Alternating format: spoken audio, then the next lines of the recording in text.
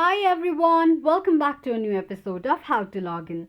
Today in this video, I'm going to show you how you can change your email on Twitch application.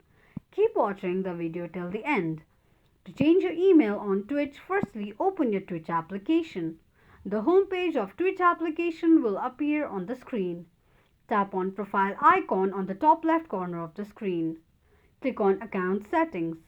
On the next page, tap on security and privacy option and then click on email. Tap on change email. Enter your email address you want to change to and tap on submit. For security reasons, confirm your password by entering your password to your email address. Tap on an eye icon to check if you have entered your password correctly or not. A 6-digit verification code will be sent to your email address. Enter your verification code and click on submit. Your account will be verified in no time. This is how you can change your email on Twitch quickly and easily just in few steps. If you have any thoughts or queries, let us know in the comment section. Don't forget to subscribe to our channel. Also press the notification bell icon so that YouTube will notify you whenever we post a new video. Thank you so much for watching.